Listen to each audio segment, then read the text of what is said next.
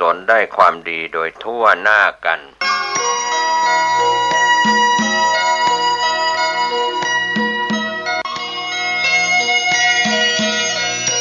ข่าวสารเพื่อการประชาสัมพันธ์ขอเชิญชวนผู้ใจบุญใจกุศล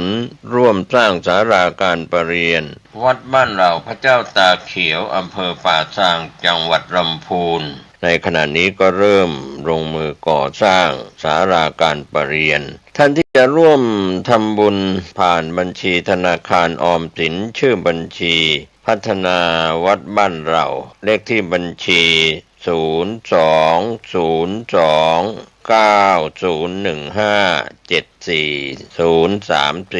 หรือติดต่อสอบถามได้ที่พระครูภาวนาโส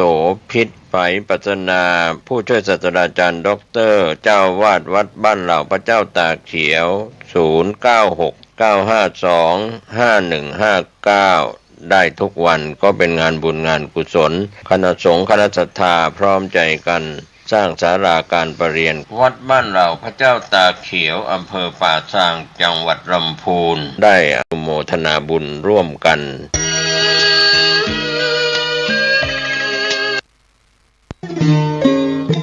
ข่าวสารเพื่อการประชาสัมพันธ์ขอเชิญชวนผู้ใจบุญใจกุศล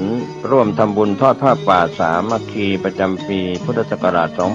2568 เพื่อบูรณะวิหารปูพื้นกระเบื้องไวนิลตารางเมตรละ699 บาทจำนวน150ตารางเมตรทำโครงเหล็กป้องกัน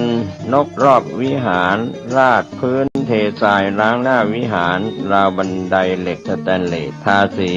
รอบวิหารเปลี่ยนระบบไฟฟ้าปรับปรุงทัศนียภาพวิหารบูรณะปฏิสังขรณ์ถาวรวัตถุภายในวัดทอดถวายณวัดดอนตันตำบลเหมืองแก้วอำเภอแม่ริมจังหวัดเชียงใหม่ตรงกับวันเสาร์ที่1พฤศจิกายนพุทธศักราช 2568 ช่วงเช้า 9:39 นาทีเป็นต้นไปก็ขอเชิญชวนศรัทธานักศีลนักบุญทั้งหลายร่วมงานบุญทอดผ้าป่าสามัคคีครั้งนี้เพื่อบูรณะวิหารปูพื้นกระเบื้องไวนิลรวมไปถึงทำโครงเหล็กป้องกันนกรอบวิหารราดพื้นเททรายร้างหน้าวิหารราวบันไดเหล็กสแตนเลสทาสีรอบวิหารเปลี่ยนระบบไฟฟ้าปรับปรุงทัศนียภาพวิหารบูรณะปฏิสังขรณ์ถาวรวัตถุภายในวัดดอนตันตำบลเหมืองแก้วอำเภอแม่ริมจังหวัดเชียงใหม่เสาร์ที่1พฤศจิกายน 2568 นี้เชิญท่านร่วมงานร่วมบุญร่วมบริจาคได้บุญได้กุศลโดยทั่วหน้ากัน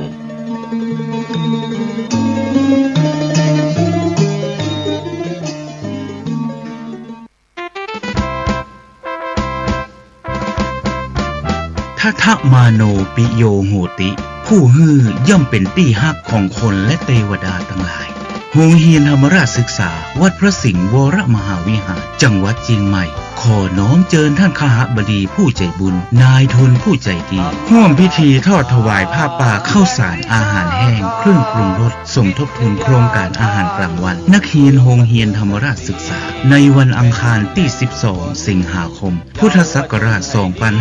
2568 ตั้งแต่เวลา 9 นาฬิกาเป็นต้นไปท่านสามารถรับเป็นเจ้าภาพข้าวสารอาหารแห้งเครื่องปรุงรสซึ่งได้จัดไว้เป็นชุดดังนี้ชุดน้อยชุดละ250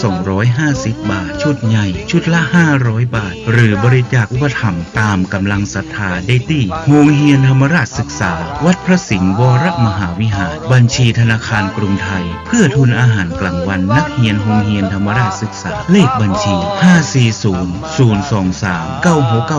540-023-9692 ติดต่อสอบถามรายละเอียดเพิ่มเติมได้ที่ท่านพระครูปริยัติกิจจาภิวัตรโทรศัพท์ 089-264-2485 หรือที่นายอาทิตย์นอคำมาโทรศัพท์ 0988537071 ได้ตั้งแต่วันนี้เป็นต้นไป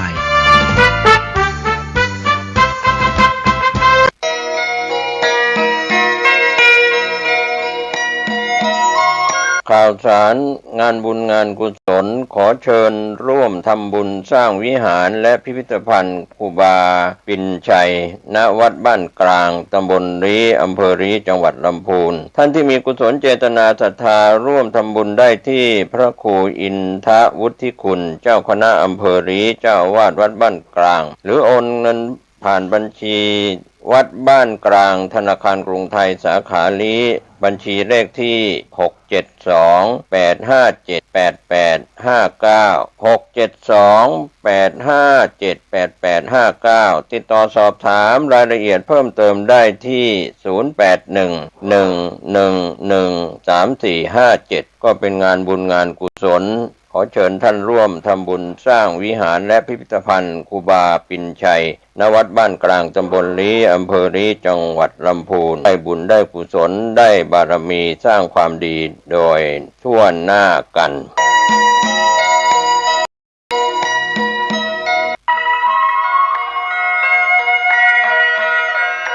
ขอเชิญพี่น้องชาวพุทธร่วมเป็นเจ้าภาพสร้างห้องสุขาห้องอาบน้ำเพื่ออำนวยความสะดวกแก่คณะศรัทธาสาธุชนที่จะเข้าปฏิบัติธรรมกรรมฐานณวัดบ้านเราพระเจ้าตาเขียวพื้นที่126ตารางเมตรจำนวน23ห้องประกอบด้วยห้องน้ำหญิง8ห้องห้องอาบน้ำ4ห้องห้องสำหรับผู้พิการ1ห้องห้องน้ำชายแบ่งเป็นห้องสุขา5ห้องโถปัสสาวะ3โถห้องอาบน้ำ4ห้องและห้องสำหรับผู้พิการอีก1ห้องท่านผู้ใจบุญใจกุศลร่วมสร้างห้องน้ำห้องขาตารางเมตรละ 10,000 บาทหรือตามกำลังเจตนาศรัทธาติดต่อร่วมทำบุญได้ที่ธนาคารกรุงไทยสาขาป่าซางเลขที่บัญชี79800274865ชื่อบัญชีวัดบ้านเราหรือสอบถามรายละเอียดเพิ่มเติมได้ที่พระครูภาวนาโสภิตผู้ช่วยศาสตราจารย์ด็อกเตอร์เจ้าวาดวัดบ้านเหล่าพระเจ้าตาเขียวตำบลบ้านเรือนอำเภอป่าซางจังหวัดลำพูนโทรศัพท์0969525159ได้ทุกวันขออนุโมทนากับเจ้าภาพทางใกล้ทางไกลและที่ร่วมทำบุญทั้งภาพปกติและออนไลน์ได้บุญได้กุศลได้ร่วมอนุโมทนาโดยทั่วหน้ากัน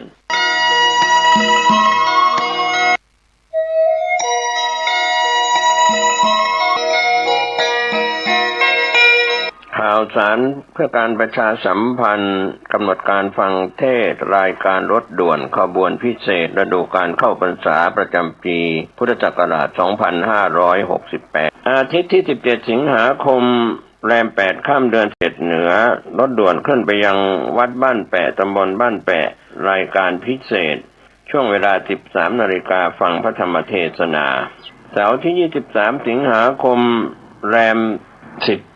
ค่ำเดือน 11 เหนือเคลื่อนไปยังวัดบวกคกหลวงตำบลท่าสารามอำเภอเมืองเชียงใหม่จังหวัดเชียงใหม่ 19 นาฬิกาฟังพระธรรมเทศนา1กันอาทิตย์ที่ 31 สิงหาคมขึ้น 8 ค่ำเดือน 12 เหนือพุทธมณฑลเชียงใหม่ตำบลดอยรออำเภอดอยรอจังหวัดเชียงใหม่รายการพิเศษเวลา 13 นาฬิกา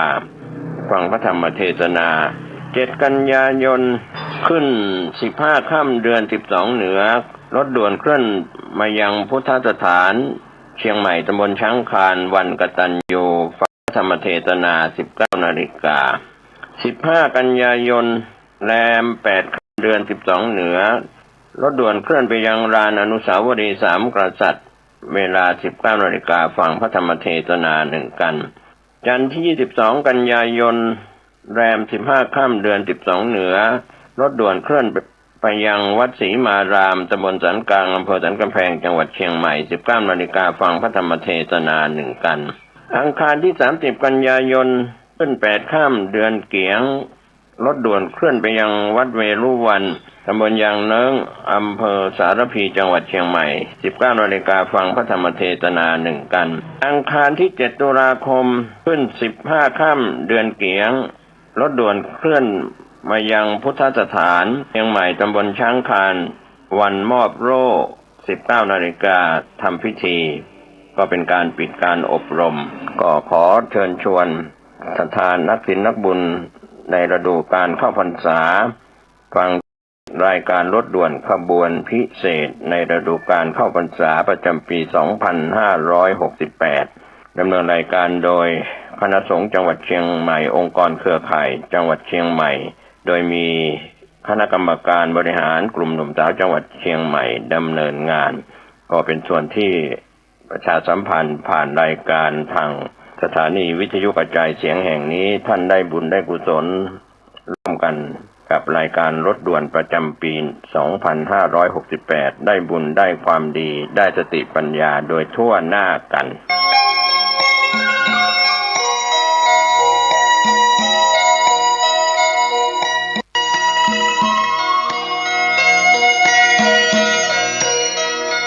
ข่าวสารเพื่อการประชาสัมพันธ์ด้วยทางคณะสงฆ์จังหวัดเชียงใหม่มีหนังสือที่จจชมวงเล็บว63/2568ก็เป็นเรื่องที่กราบอาราธนาพระสงฆ์เข้าร่วมประชุมพระสังฆาธิการระดับวัดเรียนเจ้าคณะอำเภอทุกอำเภอในเขตปกครองคณะสงฆ์จังหวัดเชียงใหม่โดยทางคณะสงฆ์จังหวัดเชียงใหม่กำหนดการประชุมพระสังฆาธิการสัญจรระดับวัดตามมติมหาเถรสมาคมที่ 143/2546 อันประกอบไปด้วยเจ้าอาวาสรองเจ้าอาวาสผู้ช่วยเจ้าอาวาสและพระเลขานุการเจ้าคณะทุกตำแหน่งในเขตปกครองคณะสงฆ์จังหวัดเชียงใหม่ตามตารางวันเวลาสถานที่จะได้แจ้งให้ทราบโดยทางคณะสงฆ์จังหวัดเชียงใหม่ขอให้เจ้าคณะอำเภอทุกอำเภอได้แจ้งไปยังเจ้าอาวาสในเขตปกครองของท่านเข้าร่วมประชุมตามตารางวันเวลาสถานที่ดังกล่าวจึงเรียนมาเพื่อทราบและเข้าร่วมประชุมต่อไปลงนามพระเทพมังคลาจารย์เจ้าคณะจังหวัดเชียงใหม่การประชุมพระสังฆาธิการระดับวัดในเขตปกครองคณะสงฆ์จังหวัดเชียงใหม่ภาค7หนเหนือตามมติมหาเถรสมาคมที่ 143/2546 ประจำปีพุทธศักราช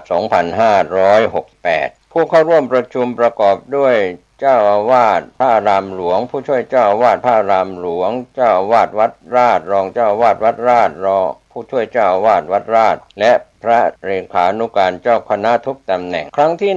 19 สิงหาคม 2568 อำเภอแม่อายฝางชัยปราการสถานที่จัดประชุมณวัดป่าไม้แดงอำเภอชัยปราการจังหวัดเชียงใหม่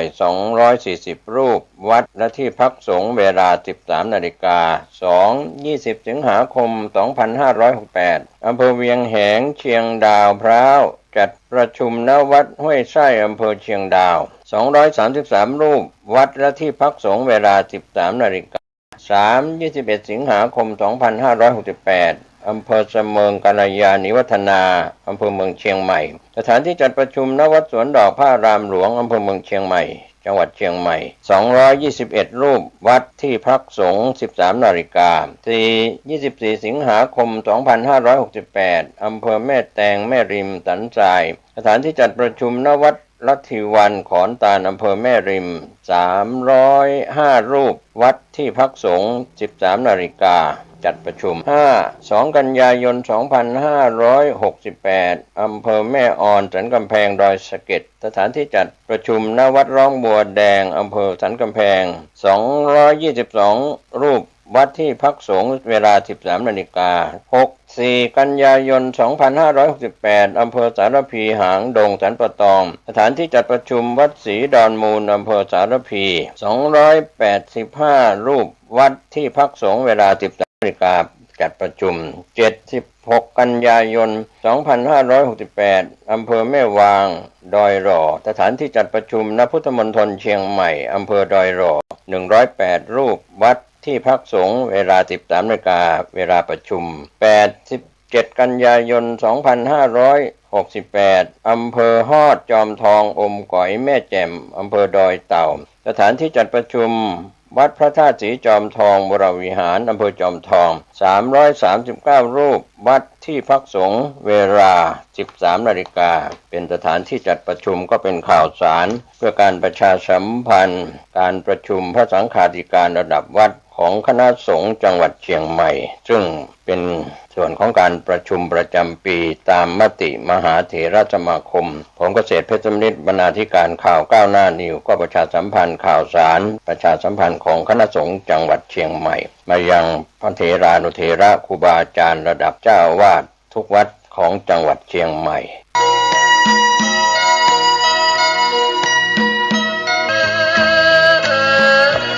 สวัสดีครับท่านผู้ฟังที่เคารพ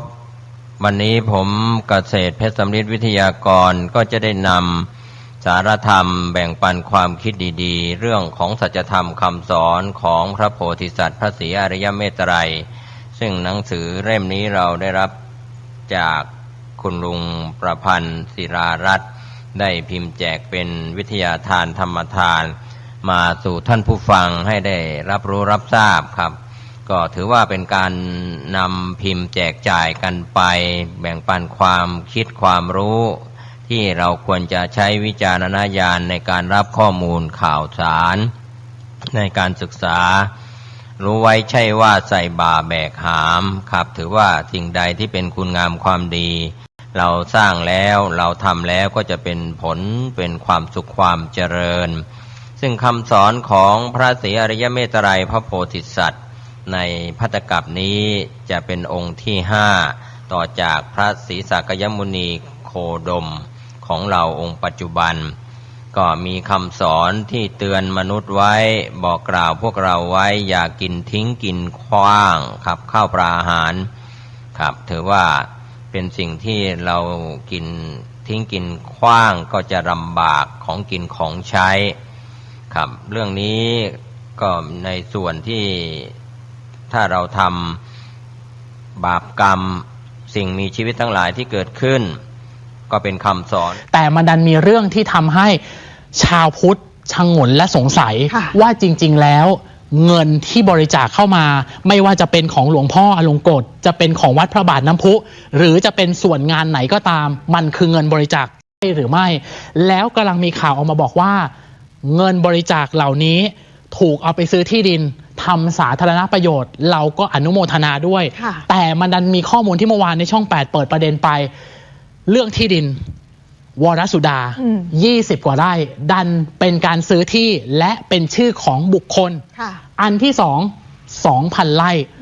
อันนี้น่าจะเป็นเรื่องใหญ่มากคุณผู้ชมฮะไอ้ 2,000 ไร่ดันเป็นชื่อของอดีตไวยาวัจกรชื่อธนชัยแล้วตายไปแล้วปัจจุบันมีข้อมูลออกมาบอกว่าทายาทเขาไม่ยอมคืนแล้วถ้าไม่คืนจะเกิดอะไรขึ้นอ่ะใครจะผิดบ้างอ่ะผมไม่บอกแต่นักกฎหมายหลายคนบอกสุ่มเสี่ยงมากกับเรื่องนี้ก่อนจะเข้าสู่เรื่องที่ดิน 2,000 ไร่คุณผู้ชมฮะวันนี้ดันมีข่าวออกมาบอกว่าทนายเกิดผลถอนตัวจากการเป็นทนายความและเราโทรศัพท์ตรวจสอบข้อมูลกับทนายเกิดผลทนายเกิดผลใช่ผมถอนตัวจริงค่ะหลังจากนั้นคุณผู้ชมเชื่อไหมทนายเกิดผลโพสต์ข้อความทันทีใน Facebook เปิดโพสต์ของทนายขึ้นมาก่อนนะทนายเกิดผลแก้วเกิดอย่างที่ทราบนี่ภาพนี้คือภาพแฟ้มนะก่อนหน้านี้ใช่ไหมค่ะที่มีประเด็นข่าวไปเมื่อสัปดาห์ที่แล้วเรื่องเกี่ยวกับหมอบีใช่ที่ออกมาพูดไม่ใช่โพสต์นี้ทีมงานผมขอโพสต์นี้ก่อนสิโพสต์ลาออกค่ะโพสต์ที่บอกขอถอนตัวค่ะขึ้นเต็มจอเลยฮะมันเห็นข้อความเขาด้วยใช่ไหมที่เขียนว่าทนายเกิดผลขอถอนตัวใจความรายละเอียดที่ทนายเกิดผลโพสต์เอาไว้บอกเรียนพี่น้องสื่อมวลชนเนื่องจากสภาทนายความได้มีการตั้งคณะทำงานเพื่อคลี่คลายคดีของวัดพระบาทน้ำพุอย่างเป็นทางการในวันนี้คุณผู้ชมฮะดังนั้นเพื่อการทำงานของคณะทำงานทนายความเป็นเอกภาพในการดำเนินการของคณะทำงานและเนื่องจากสุขภาพของผมไม่แข็งแรงอาจจะเป็นอุปสรรคในการเดินทางไปร่วมงานและร่วมประชุมของคณะทำงานของสภาทนายความผมจึงได้ขออนุญาตและกราบเรียนหลวงพ่อว่าขออนุญาตถอนตัวจากการไปจำหน่ายคดีของวัดในคดีนี้ก็คือไม่ทำคดีแล้วอ่ะซ้ายมือคือเมื่อสัปดาห์ที่แล้วนี่เองพี่เกิดผลแกเดินทางไปคุณผู้ชมเปิดเต็มจอหน่อยแล้วเมื่อคืนนี้พี่เกิดผลเขาเรียกอะไรนะไลฟ์ใช่ไหมกับคุณพุทธะอภิวันน่ะแล้วก็ผมนี่แหละโฟนอินคุยกับพี่เกิดผลบอกผมกังวลนะพูดส่วนตัวแบบพี่เกิดผลก็คือกลัวว่าหลวงพ่อจะมีความผิดด้วยกลัวว่าจะไปถึงขั้นหลวงพ่อต้องสึกด้วยหรือไม่แล้ววันนี้ถอนตัวฮะประกาศถอนตัวเลยทันทีแล้วเปิดภาพนี้ขึ้นมาหน่อยตอนที่มีการประชุมกันน่ะช่วงเย็นวันนี้เอาภาพใหม่เลยนะไม่ต้องเป็นภาพนี้แล้ว เย็นวันนี้ที่วัดพระบาทน้ำพุมีการประชุมกันแบบไม่รู้ประชุมแบบด่วน หรือเพิ่งมีการนัดประชุมหรือนัดกันมาก่อนหน้านี้มีหลวงพ่ออลงกฎเข้ามาร่วมประชุมด้วยมีไวยาวัจกรเดี๋ยวบาประเด็นเอาเป็นเรื่องถอนตัวก่อนก็ได้ฮะปรากฏว่าช่วง4:30ที่ผ่านมาคุณผู้ชมฮะ4:30หลวงพ่ออลงกฎเองเนี่ยพร้อมไวยาวัจกรและลูกศิษย์ได้มีการเข้าร่วมประชุมสังเกตการภายในห้องประชุมหลวงพ่ออลงกฎเนี่ยก็มีการประชุมอยู่ครู่หนึ่งแล้วสีหน้าอาการนักข่าวมองบอกดูเรียบเฉยไม่รู้เครียดหรือเปล่าอันนี้เราไม่วิจารณ์แล้วกันแต่หลังจากนั้นพี่เกิดผลก็มีการโพสต์ข้อความออกมาว่าตัวเองขอถอนตัวจากการเป็นทนายความแล้วเราก็สอบถามบอกว่าถอนจริงใช่ไหมพี่เกิดผลก็ยืนยันบอกว่าถอนตัวจริงๆเนื่องจากว่าการถอนตัวครั้งนี้ไม่ได้ตั้งใจจะถอนนะแต่ต้องใช้คำว่าตัวเองเนี่ยเห็นว่ามีมติออกมาแล้วแหละจากที่ประชุมแล้วก็มีการยกหูคุยกับหลวงพ่อก็บอกมติที่ประชุมเป็นแบบนั้นคือคนก็มาบอกเฮ้ยหลวงพ่อบอกให้พี่เกิดผลถอนตัวหรือเปล่าเพราะว่าพี่เกิดผลออกมาให้ข้อมูลเยอะไงใช่ไหมและพี่เกิดผลผมพูดนะผมเจอแกหลายครั้งแกก็ดีอ่ะแกก็บอกว่าตัวแกเองไงถ้าผิดก็ว่าไปตามผิดไอ้เรื่องที่ดินแกบอกแกไม่รู้มาก่อนหน้านี้แล้วเมื่อคืนพอตอนไลฟ์สดแกก็บอกว่าแกรู้แล้วรู้แค่บางเรื่องรู้แค่นิดหน่อยเพราะหลวงพ่อเคยมาปรึกษาแต่ไม่รู้รายละเอียดทั้งหมดคุณผู้ชม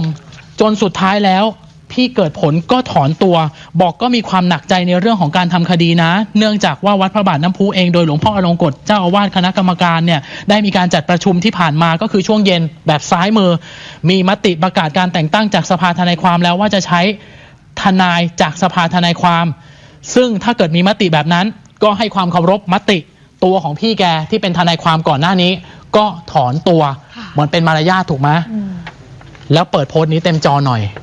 ไม่รู้พี่เกิดผลจะสื่ออะไรหรือเปล่าหลังจากโพสต์ถอนตัวแล้วโพสต์สั้นๆแต่เจ็บมีภาพมาด้วยค่ะเป็นภาพประกอบด้วยแล้วก็โพสต์ข้อความเพิ่มเติมว่ากัมมุนาวัตติโลโกสัตว์โลกทั้งหลายย่อมเป็นไปตามกรรมและเมื่อทำกรรมไว้อย่างไรก็ต้องรับผลกรรมนั้นตามที่ทำไว้นี่เป็นปริศนาธรรมค่ะกรรมที่ทำเอาไว้ต้องได้รับผลของกรรมตามนั้นด้วยที่ทำเอาไว้โอ้พี่เกิดผลโพสต์นะอันเนี้ยหลังจากที่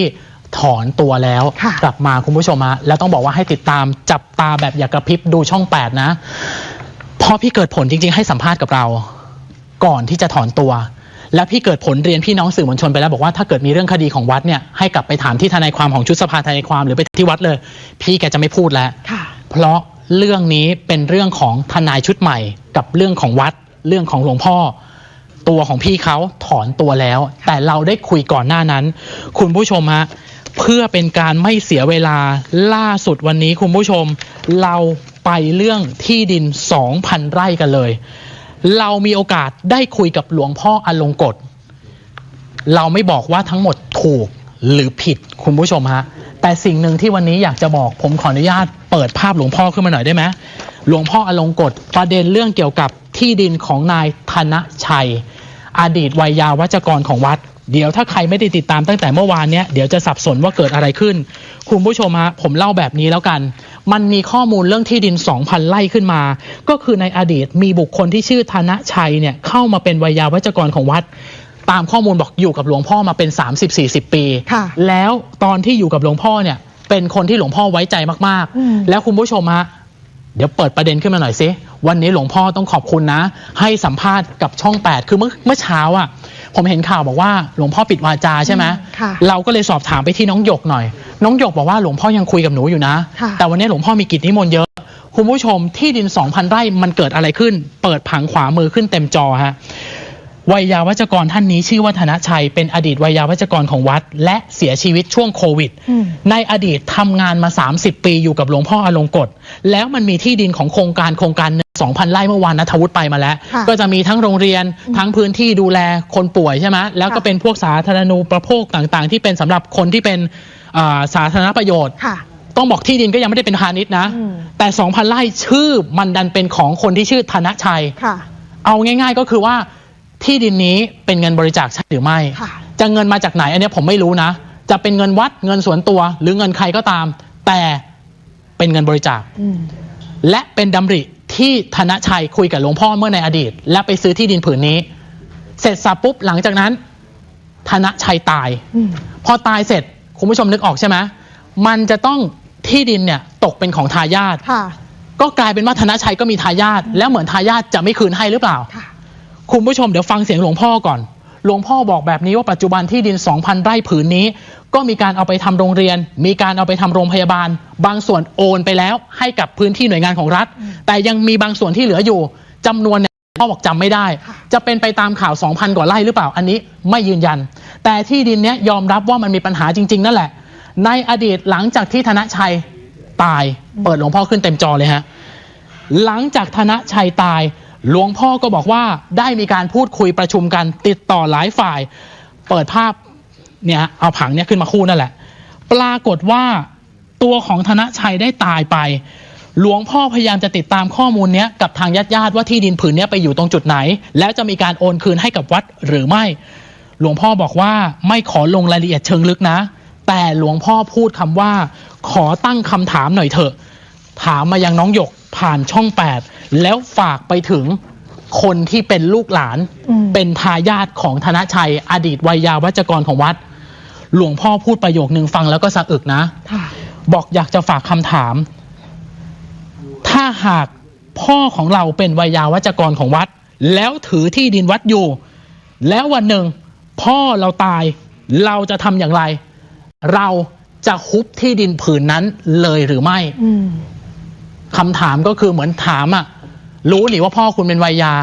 รู้หนิว่าถือที่ดินของวัดอันนี้ไม่รู้เป็นนัยยะหรือเปล่านะว่าหลวงพ่อจะบอกว่าที่ดินผืน 2,000 ไร่อ่ะเป็นของวัดแล้วถ้าพ่อเราตายรู้อยู่แล้วนี่มันเป็นของวัดจะฮุบเลยใช่ไหมหลวงพ่อก็ยืนยันบอกว่าที่ผ่านมาเองเนี่ยคือจะพูดว่าฮุบหรือตั้งใจฮุบมันจะดูไม่ดีคนเราถ้าบริสุทธิ์ใจก็ควรจะคืนให้กับวัดหรือให้กับมูลนิธิแต่ทั้งนี้ทั้งนั้นหลวงพ่อก็บอกไม่รู้สึกกังวลใจอะไรหลังจากนี้ก็ดำเนินการตามขั้นตอนพยายามจะเมตตาออมชอมให้มากที่สุดและหลวงพ่อทิ้งท้ายบอกยอมรับนะมันมีข่าวออกไปว่าคนถือครองที่ดินเนี่ยจริงๆที่เป็นที่ดินผืนต่างๆมันมีผังข้อมูลด้วยใช่ไหมค่ะบอกที่ดินของที่เป็นเงินบริจาคแล้วเป็นชื่อของญาติของโยมอยู่เนี่ยมันไม่ใช่ชื่อมูลนิธิมันมีอยู่ทั้งหมด3 บุคคลด้วยกันเปิดผังนี้เต็มจอก่อนฟังเสียงหลวงพ่อฮะ3 บุคคลที่ถือที่ดินที่มาจากเงินบริจาคมีใครกันบ้างคนแรกนะคะก็คือคุณธนชัยค่ะคุณธนชัยอดีตไวยาวัจกรวัดที่ปัจจุบันเนี่ยเสียชีวิตไปแล้วมีชื่อเป็นเจ้าของที่ดินอยู่ประมาณ 2,000 ไร่คนที่2ก็คือคุณวรสุดาเมื่อวานนี้ที่เราสัมภาษณ์ไปเป็นอดีตหัวหน้าบ้านพักเด็กซึ่งก็มีชื่อเป็นเจ้าของที่ดินอยู่ประมาณ25 ไร่ซึ่งคุณธนชัยกับคุณวรสุดาเนี่ยเขาก็เป็นอาเป็นหลานกันด้วยอีกท่านหนึ่งก็คือคุณสมพรค่ะคุณสมพรไปเป็นไวยาวัจกรวัดคนปัจจุบันแต่ว่าเห็นว่าที่ดินที่เขาถือครองอยู่ตอนนี้เขาคืนให้กับทางวัดไปแล้วเป็นข้อมูลใหม่ที่เราก็เพิ่งรู้แต่ก็ต้องบอกว่ามันเคยมีและมันก็คืนแล้วเอาฟังเสียงหลวงพ่อฮะเรื่องที่ดิน 2,000 ไร่ยืนยันบอกก็ไม่คิดว่าเขาจะเอาไปแต่ถ้าเขาเอาไปก็เดี๋ยวจะดำเนินการตามขั้นตอนฟังเสียงฮะจะไม่ตรงความจริงเลยแต่ไอ้คำว่าไร่เนี่ยมันจะอยู่ที่อำเภอหนองม่วงที่เป็นโรงเรียนราชประชานุเคราะห์หลวงพ่อก็ไปสร้างเป็นเมืองส่วนหนึ่งของเมืองก็คือ1นี่มีโรงเรียน2ก็มีบ้านพักของผู้ป่วยโรคเอดส์เป็นจำนวนมาก3ก็มีบ้านเด็กธรรมรักษ์ที่ดูแลเด็กเป็นร้อยๆคนเพราะฉะนั้นบ้านเด็กธรรมรักษ์เนี่ยทุกเช้าเขาต้องให้เด็กไปโรงเรียนจบก็กลับมาพักที่บ้านนี้ส่วนผู้ป่วยเหล่านั้นเนี่ยไปจากวัดนี่เองแหละเพราะแต่ก่อนในวัดเรามันไม่มีที่มากพอที่จะสร้างบ้านเป็นร้อยๆหลังหรอกเราก็เลยไปสร้างไว้ที่นั่นเพื่อให้คนที่แข็งแรงแล้วไปอยู่ที่นั่นแต่แนวคิดของหลวงพ่อก็คือต้องทำให้เขาพึ่งตัวเองเพราะเราจึงตั้งเป็นวิสาหกิจชุมชนขึ้นมาแต่ทุกคนก็มีงานทำแต่เหมือนมีรายได้แล้วก็เลี้ยงตัวเองได้วัดก็ไม่ต้องมาแบกภาระมูลนิธิก็ไม่ต้องไปแบกอันนี้คือปัญหาวันนี้เราก็จะประชุมกันเพราะว่าคือหลวงพ่อก็ไม่อยากพูดลึกๆเนาะมันเป็นเรื่องที่ถ้าเราเป็นลูกของเขาเธอนึกออกไหมถ้าพ่อเราเป็นไวยากรแล้วที่ตรงนั้นพ่อเราเป็นคนถือไว้พอพ่อเราตายเราจะทำไงฮุบเลยเหรอลูกหรือไงเราก็ต้องคืนวัดถูกไหมลูกคืนมูลนิธิเขาไปอันนี้แหละคือประเด็นที่เรา